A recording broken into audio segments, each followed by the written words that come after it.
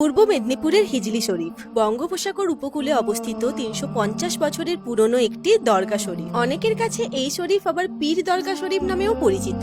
আজ আমরা রয়েছি এমন একটা জায়গায় যেখানে জাতি, ধর্ম, বর্ণ নির্বিশেষে সব মানুষ আসতে পারেন এবং নিজের ইচ্ছে পূরণ করতে পারেন। কন্টাই থেকে ২৫ কিমি দূরে আর কলকাতা থেকে ১৫০ কিমি দূরে এই শরীফটির পেছনে আছে গোটা একটা ইতিহাস। ৩ শতকের বেশি পুরনো এই শরীফ গড়ে উঠেছিল হুজুর তাজ খান রহমাতুল্লাহ তাআলা, যিনাকে অনেকে মসনাদি আলা নামেও চিনে থাকেন তার স্মৃতিতে। ইতিহাসের পাতা উল্টে জানা যায় একসময় হুজুর মসনাদি আলা বিশাল সাম্রাজ্যের অধিকর্তা ছিলেন, কিন্তু কালক্রমে তার কিছুই আজার নেই। প্রত্যেক বছর বাংলা ক্যালেন্ডারের চৈত্র মাসের প্রথম শনিবার সারা রাজ্য থেকে মানুষ এই দরগা শরীফে আসেন দোয়া বা পুণ্য লাভের উদ্দেশ্যে। এখানকার প্রচলিত প্রথা অনুযায়ী দর্শনার্থীরা খুরমা নামক প্রসাদ সামগ্রী ও ধূপ নিয়ে এই শরীফে দর্শন করেন। আর এখানে এলে ইসলাম ধর্মের প্রচলিত প্রথা অনুযায়ী আপনি এই মাজারে চাদরও প্রদান করতে পারেন। এই শরীফে এলে আপনারা মূল মাজারের পাশাপাশি আরো অনেক মাজার বা কবর দেখতে পাবেন, যা হুজুর মসনাদি আলার পরিবারের সদস্যদের মাজার। আর এই শরীফের মধ্যেই রয়েছে একটি জলাধার।